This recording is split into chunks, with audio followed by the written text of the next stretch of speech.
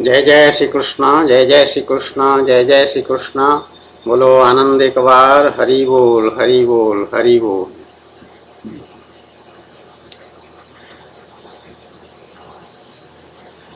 आज दिन शनिवार है,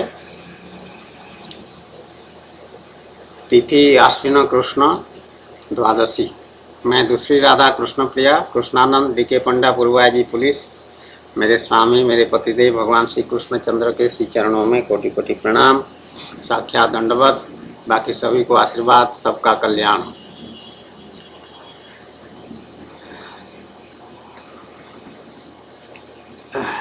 नारी स्वभाव के बारे में पहले एक वीडियो रिकॉर्डिंग हो चुका है, उसी के बारे में दोबारा बात करना, चर्चा करना है।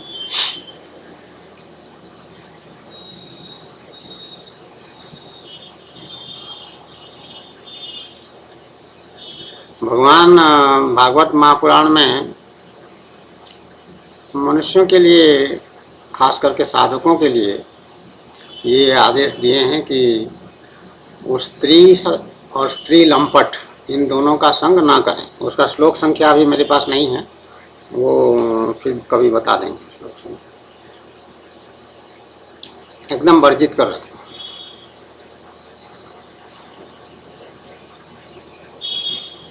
ये साधक और सामान्य मनुष्यों के लिए इनका संग नहीं करना है, स्त्रियों का संग, क्योंकि उसका दुष्परिणाम होगा, पतन होगा, अच्छा नहीं होगा। इसलिए दूर रहो, औरतों से दूर रहो। और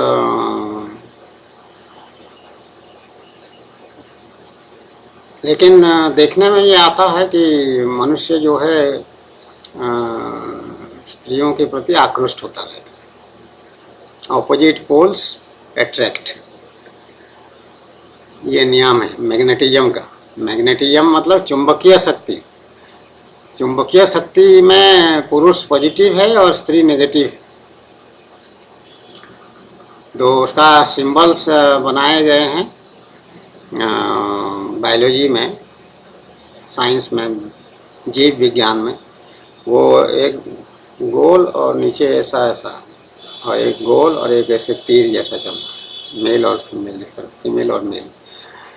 तो अलग प्रकृति के हैं तो उनका चुंबकीय आकर्षण होता है परस्पर। खाली पुरुष आकर्षित होते हैं ऐसी बात नहीं है, स्त्रियां लड़कियां भी आकृष्ट होते हैं पुरुषों के प्रति। म्यूचुअल है, दोनों की तरफ से। तो ये आकर्षण है, और ये आकर्षण की जो शक्ति है इसका आधार भगवान स्वयं है। भगवान ऐसे बनाए हैं, भगवान ऐसे जादू कर दिए हैं, भगवान ऐसी व्यवस्था कर रखे हैं। डेफिनाइट व्यवस्था है ये, कॉन्शस व्यवस्था। जानबूझ करके भगवान ऐसे किए हैं कि पुरुष स्त्रियों के प्रति आकृष्ट हों और स्त्रियां पुरुष के प्रति आकृष्ट हों, तभी संसार चलेगा। उनका मेटिंग होगा। मेटिंग मतलब आपस में मिलना, और उस मेटिंग से जो बच्चे पैदा होंगे उससे फिर सृष्टि बढ़ेगा। इसका मुख्य उद्देश्य यही है, लेकिन उसी में और बहुत सारे गुप्त उद्देश्य भी छुपे हुए हैं।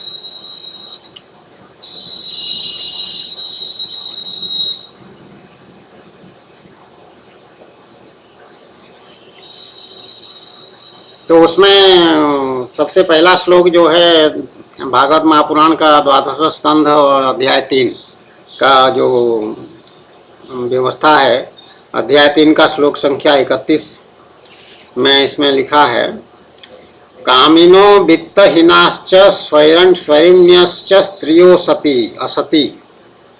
स्त्रियां जो है असती होंगे कलयुग में। कलयुग का प्रभाव इसमें वर्णन है। जो कलयुग में स्त्रियों में दुष्टता और कुलटापन की वृद्धि हो जाती है।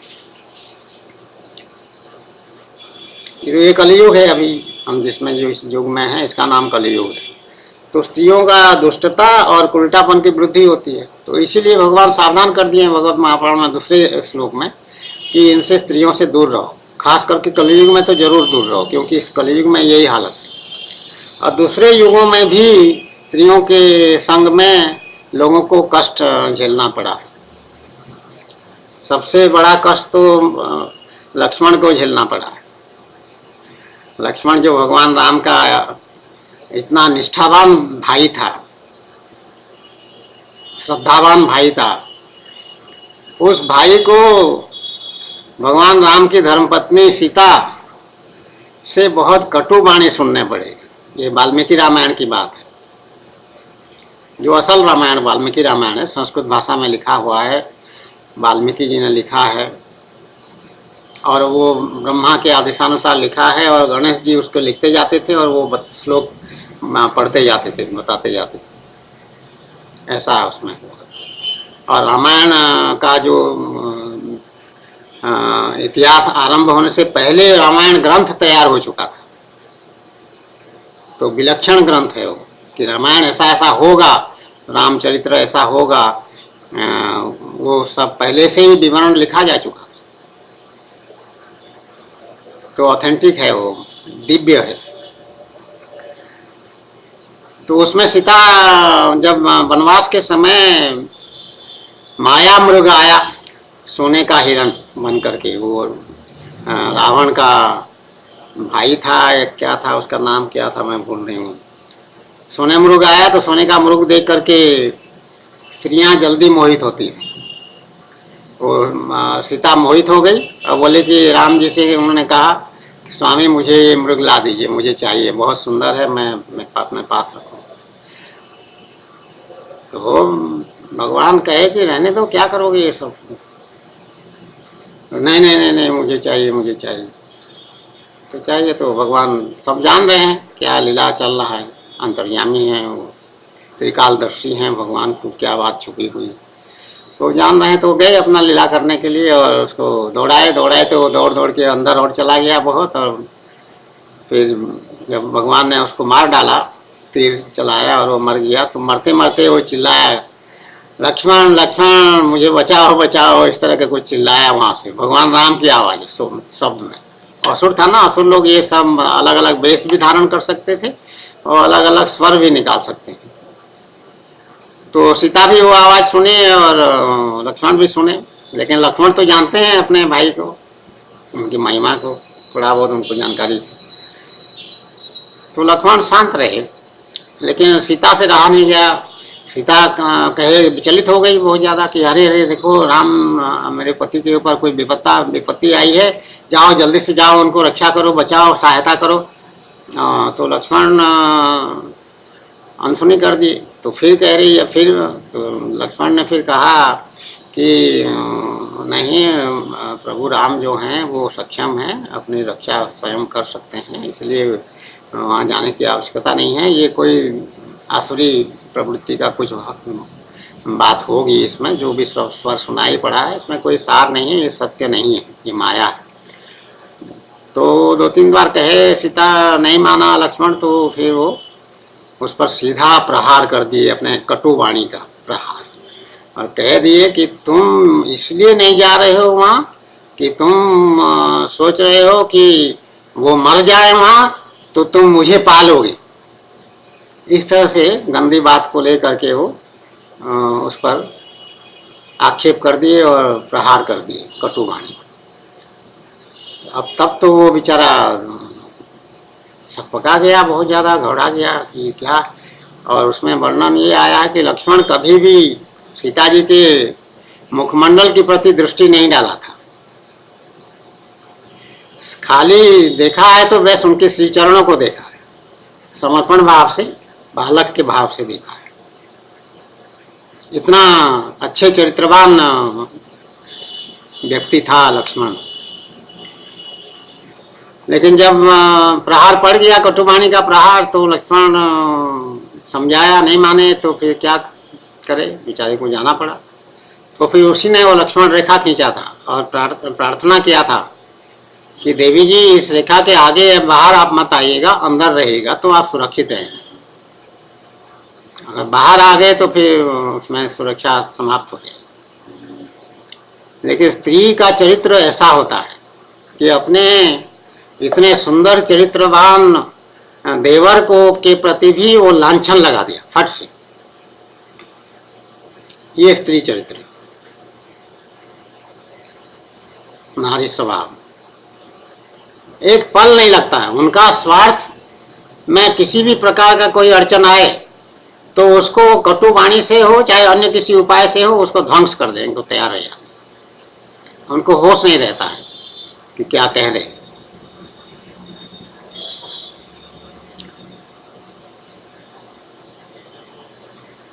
और भगवान राम का जो वनवास हुआ उसका तो मूल कारण वही है, मंथरा। वो भी स्त्री। और कैकेयी भगवान राम को सचमुच प्यार करती थी, पुत्र समान मानती थी, बड़े लाड़ प्यार से देखती थी राम की तरफ, और उनके साथ उनका प्यार लाड़ प्यार करती थी, भगवान राम को भी, कौशल्या की पुत्र को। कोई उनके दिल में खोट नहीं था, एकदम सच्चे हृदय से प्यार करती थी भगवान राम को। भगवान तो नहीं जानती थी रामचंद्र जी को बच्चे के हिसाब से, लेकिन वो मंथरा आके ऐसे पाठ पढ़ाई राज्याभिषेक से ठीक एक दिन पहले, ऐसे चुगली करी, ऐसे बातें बताई उसको, चिकनी चुपड़ी करके। वो तरीका जानते हैं औरतें, ये औरतों का स्वभाव है, सावधान, औरतों की चिकनी चुपड़ी बातों में बिल्कुल मत आना। इसीलिए गृहस्थ आश्रम में गृहस्थ को, कर्ता को या पुरुष को ये आदेश है कि हर गोपनीय बात स्त्री को नहीं बताना है, क्योंकि बात उनके हजम नहीं होता है और वो बात दूसरों को बता देते हैं, गोपनीयता भंग कर देते हैं, उनको देरी नहीं लगती। इसलिए हर बात नहीं बताना है स्त्री को, ऐसा नियम है सनातन धर्म। तो मंथरा के वो कान फूकने से वो कैकेयी के शुद्ध हृदय वाला मस्तिष्क भी चकरा गया और उल्टा हो गया, उसका ब्रेन वॉशिंग हो गया, उसकी स्थिति बदल गई, एकदम अपने को दूसरा मानने लग पड़ी, और एक जैसे कि कोई भूत उसके अंदर प्रवेश कर गया हो। कैकेयी का व्यवहार ऐसे हो गया, और फिर वो षड्यंत्र में शामिल हो गई, और मंथरा के बताए हुए रास्ते में जा करके वो कोप भवन में पहुंच गई, अपना वस्त्र इधर उधर कर दी गड़बड़, और बाल उल खोल करके पगली ऐसी हो गई, अलंकार आभूषण उठा के वहीं फेंक दिए सब, और कोप भवन में जाके लेट गए आंसू निकाल कर। आंसू तो इनका क्रोकोडाइल टीयर जब चाहे निकाल देते हैं इनके आंसुओं पर तो जाना की जरूरत नहीं है व्यतिक्रम सब जगह होता है, इसलिए।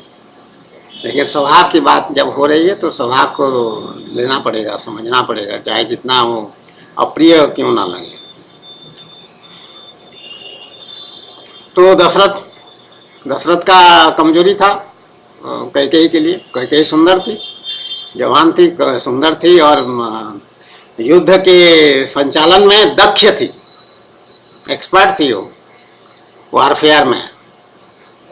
और इसका दशरथ की सारथी बन करके वो दशरथ को युद्ध में ले गई थी, साथ में थी दशरथ के साथ किसी युद्ध में।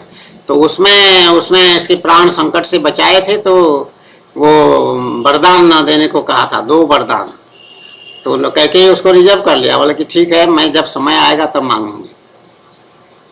तो जब दशरथ गिड़गिड़ा के उसके पास पहुंचा कैकेयी के पास कोप भवन में, तो फिर अपने शर्ते वरदान मांग लिया दोनों, और वचन दिया है, प्राण जाई पर वचन न जाई। ये सूर्यवंशी दशरथ का प्रण था। तो पहला वरदान ये कि राम 14 वर्ष वनवास में जाए, दूसरा वरदान ये कि भरत राजा बने।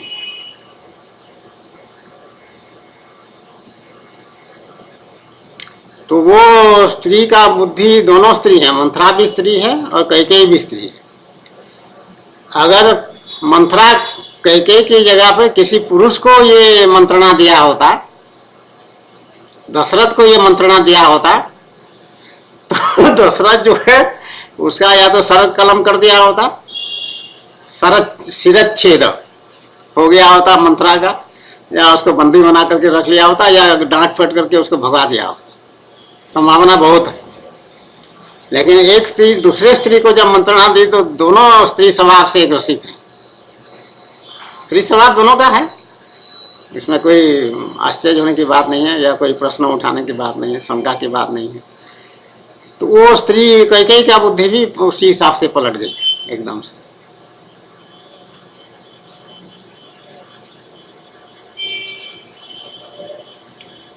तो ये स्त्री स्वभाव।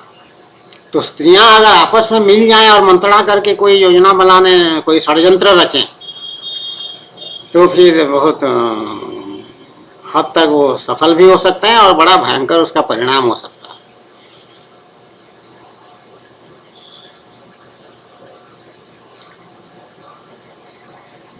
तो इसके बारे में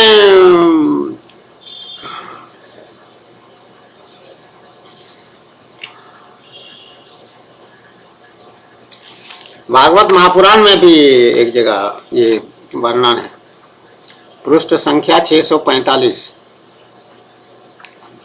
और श्लोक संख्या 7।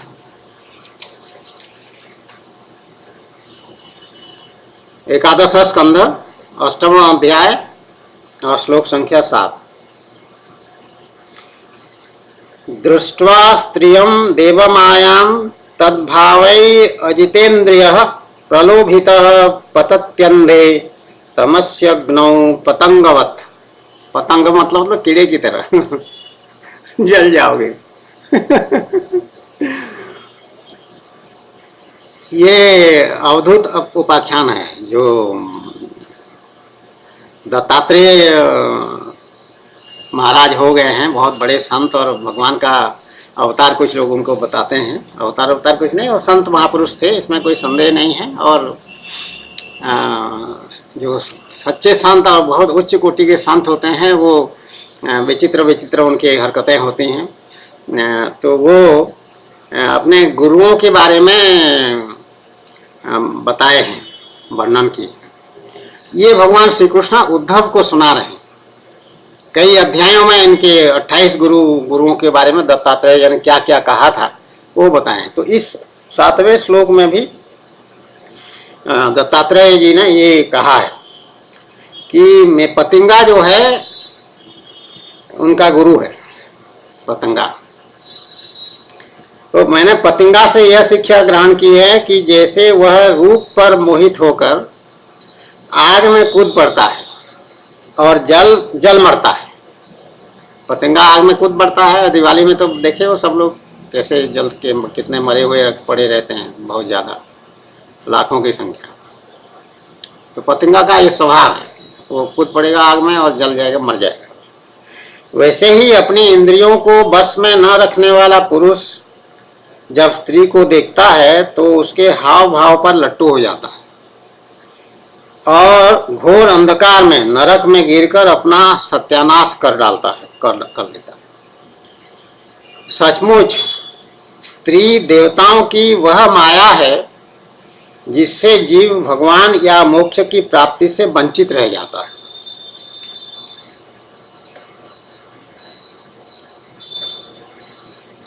तो पहले भी मैंने कहा है कि पुरुष स्त्री के प्रति आकर्षित होता है, एक स्वाभाविक बात है, और स्त्री भी पुरुष के प्रति आकर्षित होता है, ये भी मैंने कहा। लेकिन वो बात इसमें नहीं कहा, ये पुरुष वाली बात कर रहे हैं कि पुरुष ऐसे आकर्षित होता है उसके हाव भाव पर लट्टू हो जाता है। अगर लड़की को पता चल जाता है और स्त्री को फौरन कि ये पुरुष मेरे प्रति आकृष्ट हो रहा है, तो आकृष्ट हो रहा है, तो अगर वो भी चाहती है उसको आकृष्ट करना, तो फिर अपना हाव भाव ऐसे करेगी। हाव भाव मतलब सबसे पहले तो अपनी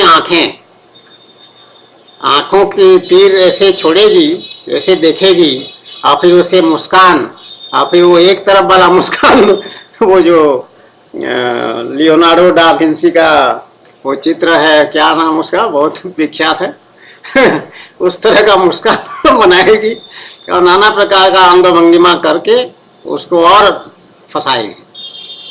तो ये स्त्री का स्वभाव एक प्रकार से हुआ, और ये स्त्री का आकर्षण और स्त्री की हरकतें जो हैं ये सचमुच जैसे कि देवताओं की बनाई हुई माया है, ऐसा कह रहे हैं, जिसमें कि और बचना संभव नहीं है पुरुष के लिए।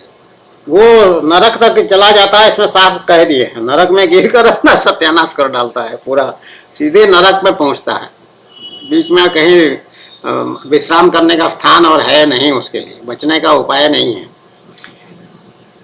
और ये भगवान या मोक्ष की प्राप्ति जो जीवन का, मनुष्य जीवन का उद्देश्य है, वो तो कहीं भूल जाता है, एकदम छूट जाता है, उससे वंचित रह जाता है।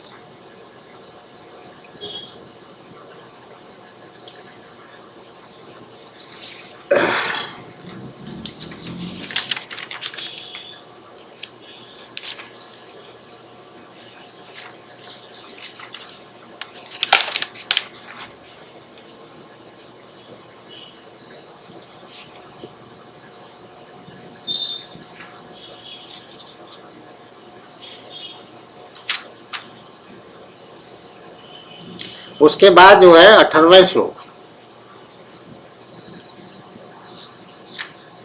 18वें श्लोक में भी स्त्री के बारे में बताए हैं। इसी एकादश स्कंद के 8वां अध्याय के 18वां श्लोक। इसमें कह रहे हैं, नृत्य वादित्र गीतानि जुवन ग्राम्याणि योषिताम आसां क्रीडनों को वश्य ऋष्य श्रृंगो मृगी सुत। ऋष्य श्रृंग एक मुनि थे, उनके बारे में बताया है कि हिंदी में पढ़ रही हूँ, क्या कह रहे हैं, तुम्हें इस बात का पता है कि हरिणी के गर्भ से पैदा हुए ऋष्यशृंग मुनि स्त्रियों का विषय संबंधी गाना बजाना नाचना आदि देख सुनकर उनके वश में हो गए थे और उनके हाथ की कठपुतली बन गए थे।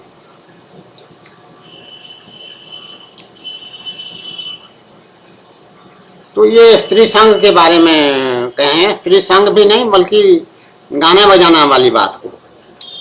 जैसे कि गजल उजल गाते हैं, कितना प्रोग्राम होता है, ये अनूप जलूटा और वो क्या क्या है बहुत सारे तो अधिकतर गजल जो गाते हैं वो स्त्रियों के रूप लावण्य का वर्णन करते हैं। तेरी ऐसी जुल्फें और ऐसे गुलाबी गाल और फलाना होंठ और क्या आंखें और क्या चीज, वो सब उपमा दे दे करके उसको करके उसमें मस्त होते रहते हैं, गाने वाला भी और सुनने वाला भी। तो महफिल जमा हुआ है और अगर उस महफिल में शराब वराब चल रहा हो तो फिर कहना ही क्या। जैसे 5 स्टार होटल वगैरह में कोई इस तरह की बातें हो रही हो तो फिर कहना ही क्या। मतलब विषय भोग में पूरा डूबा हुआ मनुष्य सब इकट्ठा। और मुझे तो वो आश्चर्य लगता है कि सब इकट्ठा बैठ करके वो यौन संबंधी सुख का एक प्रकार से उपभोग करते रहते हैं मिल करके। सब कोई लाज शर्म भी नहीं रहता है उन आपस में, जिसको कहते हैं जैसे कि सेक्सुअल प्लेजर वो का वातावरण बन जाता है, वहां पर विषयमय हो जाता है। और स्त्री को लेकर के जब विषयमय हो जाता है, खाने पीने के लिए हो तो कोई बात नहीं, थोड़ा लिमिट में है, उसमें ज़्यादा नुकसान नहीं है। लेकिन स्त्री के को लेकर के यदि उसके ऊपर गीत है, उसी के ऊपर गजल है, उसी के ऊपर सरगम है और उसी के ऊपर नाचना है, उसी के ऊपर गाना है, तब तो गए काम से कहते हैं उसको तो ऋष्यशृंग मुनि सन्यासी हैं, निष्ठावान हैं, लेकिन उनके सामने ये परिस्थिति ऐसी पैदा हुआ और वो स्त्रियों के विषय संबंधी गाना बजाना नाचना आदि देख सुन करके वो मोहित हो गए, उनके बस में हो गए और उनके हाथ की कठपुतली बन गई। तो जो स्त्री के हाथ की कठपुतली बनता है तो स्त्री क्या करती है, उसको कैसे नचाती है? केवल शारीरिक सुख के लिए उसको नचाती है। तांत्रिक विद्या में एक बात कही जाती है जो कि रियल है, ऐसा मैंने सुना है, बाकी भगवान जानते हैं। भगवान मुझे तंत्र का कुछ विद्या सिखाए थे कुछ समय के लिए। आध्यात्मिक साधना जो हुआ है 12 साल की साधना, उसमें सारे विद्याएं भगवान मुझे सभी से मुझे लेकर गए। ये उनकी बड़ी कृपा है और जो अनुचित है, जो आवश्यक नहीं अनावश्यक है, वो सब छुड़वा भी दिए। ये भी उनकी बड़ी कृपा है मैं क्या कहूँ। तो तंत्र में ये है, कहा जाता है, सब लोग मानते हैं इस बात को कि ये तंत्र विद्या बंगाल और आसाम, ये इस इलाके में ये बहुत ज़्यादा प्रैक्टिस किया जाता है, अभ्यास किया जाता है, और यहाँ ये पुष्ट हुआ है। तो वहाँ की औरतें जो हैं किसी भी पुरुष को अपने तांत्रिक शक्ति से तंत्र की शक्ति से उसको भेड़ बना देते हैं, भेड़ बना लेते हैं और अपने बस में कर लेते हैं। जैसे कह रहे ना कठपुतली बन गए ऋषि बनी, उसी तरह से उसको बस में कर लेते हैं अपने अधीन, और भेड़ बना करके उसको बांध करके अपने घर में रख लेते हैं। तो दुनिया देखती है कि ये भेड़ है, और रात को उसी भेड़ को फिर पुरुष रूप में ले आते हैं, वो बना देते हैं पुरुष, और उसके साथ संभोग करते हैं।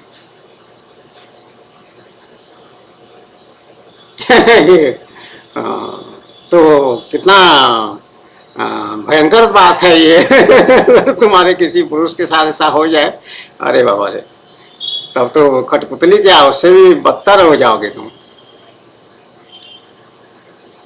ये स्त्रियों का चालाकी चालबाजी, तंत्र विद्या का ऐसा अपने स्वार्थ के लिए, जिसको स्वार्थ समझती हैं, वो है पाप कर्म, उसका दंड भगवान विधान करेंगे निश्चित रूप से, लेकिन उसी में मस्त रहते हैं। अरे इस जन्म में तो मजा ले ले, फिर कौन देखता है क्या होता है आगे, नरक में जाना है तो चले जाए, ऐसा भी कहते हैं। मुझे साक्षात कहा है एक स्त्री ने,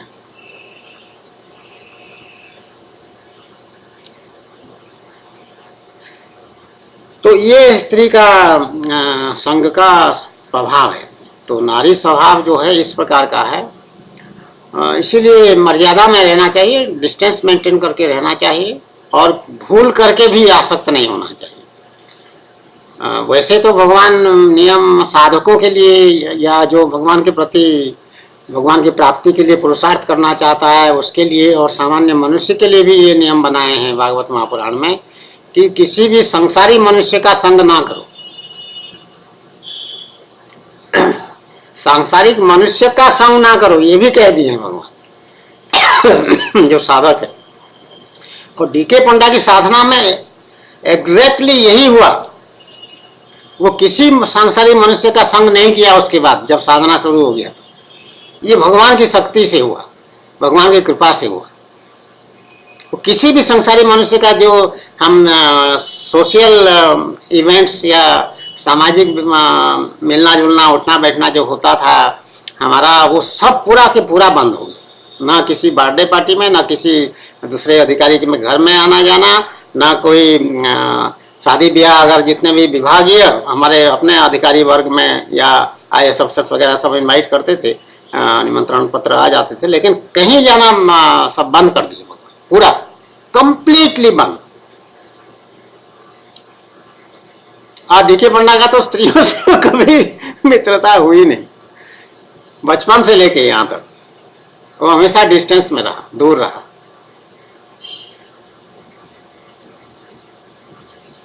और अगर कोई स्त्री हावी होकर के फंसाने के चक्कर में या डोमिनेट करने के चक्कर में रहे, उस पर हावी होना चाहे, उसको भी एक छिटक दे डीके पंडा ऐसे छिटक देता था, वो सावधान हो जाता था।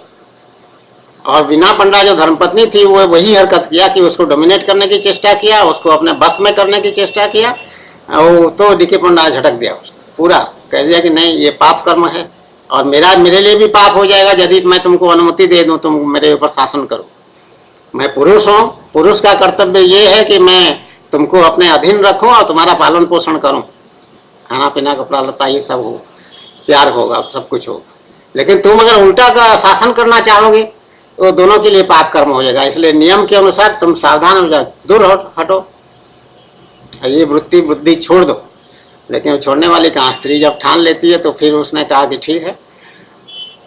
वो पुत्र के सहारे, पुत्र क्योंकि इनकम टैक्स सर्विस में आ गया था, इंडियन रेवेन्यू सर्विस में, उसके सहारे वो पति का त्याग कर दिया, लात मार दिया। तो भगवान की कृपा लात क्या मार देगी वो, लेकिन भगवान की कृपा से वो हट गई रास्ते से पूरा। ये भगवान की प्राप्ति के बाद की स्थिति है, तो ये भी भगवान की कृपा है, क्योंकि हम तो अर्धांगिनी भगवान के हो गए। तो ये स्त्री स्वभाव के बारे में थोड़ा बहुत जो है विषय उसको बताया गया है। अभी और बहुत सारी बातें हैं, वो स्मरण तो है, लेकिन श्लोक संख्या आदि होने से ठीक रहता है। जैसे कि कोई उसको देखना चाहे, पढ़ना चाहे, समझना चाहे तो उसको समझ सकता है। जय जय श्री कृष्ण, जय जय श्री कृष्ण, जय जय श्री कृष्ण, बोलो आनंद एक बार, हरि बोल हरि बोल हरि बोल हरि बोल। अभी जो इतना नजदीक नजदीक ला रहा था, उसको उसमें एक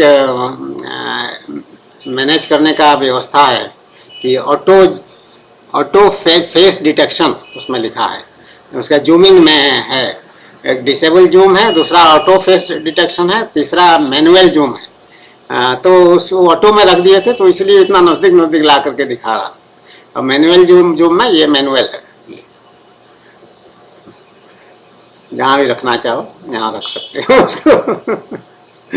ये सब नए नए ढकोसले हैं, लेकिन भगवान में मन हो, भगवान में रुचि हो, भगवान की सेवा हो, ये असल बात है। ये तो सब करण है, करण और उपकरण इसको कहते हैं। जैसे हाथ हमारा शरीर का करण है, करण मतलब काम करने का औजार। जैसे कारपेंटर अपना औजार रखता है, इंस्ट्रूमेंट्स, और प्लम्बर अपना रखता है, हर एक आदमी मैकेनिक अपना रखता है। तो उसी तरह से ये सब साधन है, साधन में सहयोग करने वाली चीजें हैं। तो इनका क्या करना है उपयोग? केवल भगवान की सेवा के लिए। तो हम जो अभी काम कर रहे हैं ये भगवान की सेवा के लिए, भगवान के आदेशानुसार भगवान की सेवा के लिए। हरे कृष्ण हरे कृष्ण हरे कृष्ण हरे कृष्ण हरे कृष्ण।